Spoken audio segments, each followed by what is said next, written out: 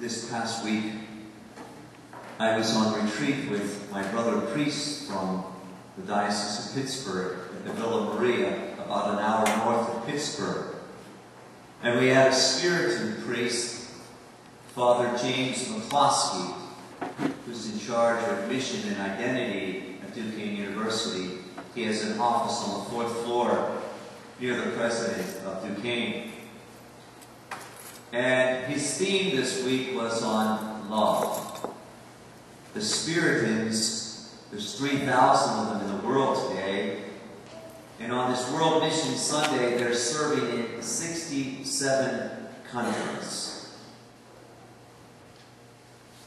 Prior to this, Father was 5 years as Assistant Superior in Rome. He spent time in Paraguay, and no matter what country he went, the one hunger of every people is love.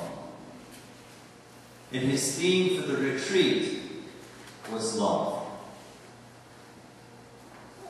I just flew home 650 miles and got home at 11. This morning, I married a couple in Hilton Head at Holy Family Church. Yesterday, I got up at 3 this morning, drove 60 miles, got on 2 airplanes, traveled in the air 650 miles, and the girl next to me asked me, "What do you do?" I said, "I'm a priest." And she said, "You're coming home to do a service at the 12 o'clock Mass." I said, "Oh yeah, I love them that much."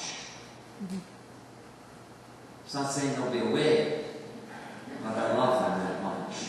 They're worth it. I want to share a story with you that Father shared because I think it was revealing. And then I want to share with you a few thoughts, what I shared with a couple yesterday in Hilton Head as we went out on the sand dunes and had a blessing service out on the beach. Father had a very close sister friend of his, and she was a Dominican sister, and her name was Sister Virginia. And she was in her 50s, and she was one of 11 children. And she was going with this other sister on an outing, and they were driving together. She was the passenger in the car, and they were in a car accident. The one sister was scot-free, clean, and walked away. Sister Virginia died instantly. So Father McCloskey went to her funeral. It was in Boston. And there was 4 symbols that were placed on her casket at her funeral. The first was a portrait of all her family. The 11 brothers and sisters, the nieces and nephews, and that was placed on the casket. The second was a crown of flowers that the Dominican sisters get when they make their solemn professions to be consecrated, bride of Christ. That was placed on the casket. The third thing was a set of keys. Sister was a retreat speaker, and she was very gifted as a presenter in it to give people God's love through retreats. The fourth thing was they put this hat. She spent 6 years in Asia. And someone put on her casket a hat to remind her of her 6 years that she spent over serving in Asia. Father told the story when he looked at these 4 symbols. These were the 4 greatest loves of her life. Her family, where she got the faith. Her one brother was an alcoholic. Her one sister had a special needs child. Her one nephew was on drugs.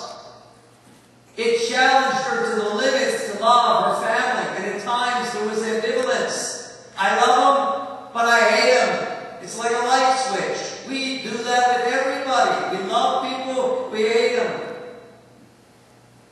We love our siblings, we can't stand them. We love our co-workers, we detest them. It constricts us from loving. There's always challenges to love that stretch us through our ambivalence, through our moods, because we're all created in the image and the likeness of God. And if I can't love a person who's created, who I can see in the flesh, then I can't love God. Jesus says that. Because my love for God is in my love for God's mere image and likeness. Maybe that we need to think of the next time we relate to another human being who was created in God's divine image and likeness. No one has a perfect family. But does that stop loving us? Priesthood is imperfect, but it's good. You want to be happy in marriage, you want to be happy in priesthood, you know what's going to make you happy? Being connected to God is the source of love. And then be connected to others, and then be connected to yourself to be loving. When others see me, do they see love? Are they glad I'm there? Do I bring peace? Do I bring harmony? Do I bring joy to my family? Do I bring grace to my family? Whether it's a parish family, whether it's our natural family, whether it's the family of the world, whether it's being on an airplane. Secondly, she had a crown of flowers. She was with Dominican sisters. There was a lot of politics in the religious order, as there's politics in anything in life. There's some who didn't like her because she rose to the top. She was one of the superiors in the order. And some didn't like that. Didn't love her because of that. And the one who didn't like her the most is the one who put the crown on when she died. And other people were looking like, can you believe she put that on? That's the one she despised. The third thing was the key. When she gave retreats, the key was a sign of to allow people to open their hearts to God's grace, so that they may know that God is always with them on the journey. And then when she was in the age of the hat, to remind us that we're to carry everybody in our heart. The poor, the powerless, the voiceless, the immigrants, the stranger, the aliens. All of those people need to get into our heart, and we need to hug them there. Love sees. Love sees the beauty of being created in God's image and likeness, and love sees the brokenness of life, the pain and the suffering and the sickness of life. I was sitting next to a man on a plane. I said, where are you going? He said, I coach with my nephew at Alabama. The guy's 80 years old, taking 2 planes. Every week he's coming down there. He said, I love football. That stadium's going to be filled with 102,000 people. And I'm going to get right in there. He said, where are you going, Father? I said, I'm going for a wedding. He said, whatever you do, love what you do. And you'll be a blessing to others if you love what you do.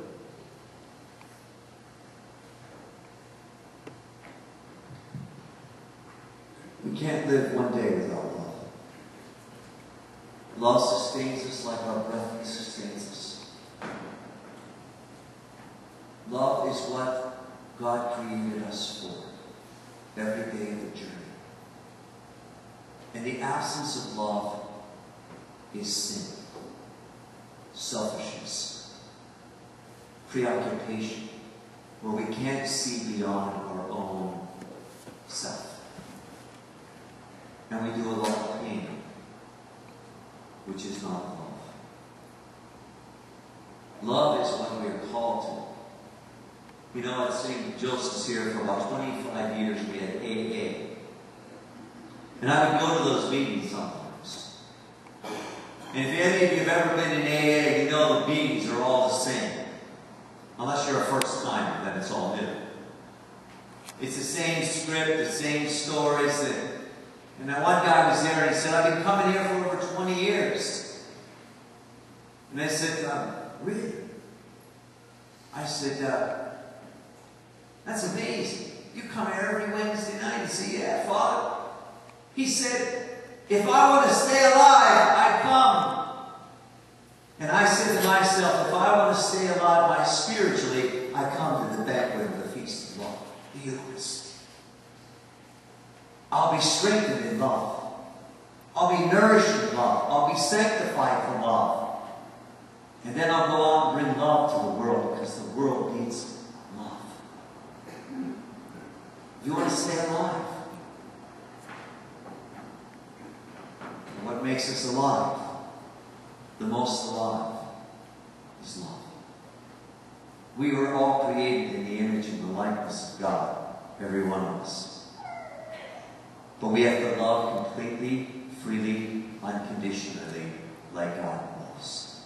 Love hangs in there. There's always difficult times in any vocation.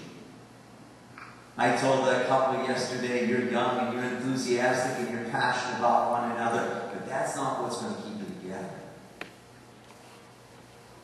Your commitment is what's going to make love happen. Being committed to being a priest is what's going to make love happen.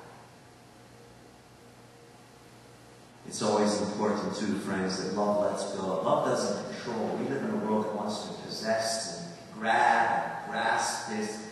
Love surrenders. Lets go.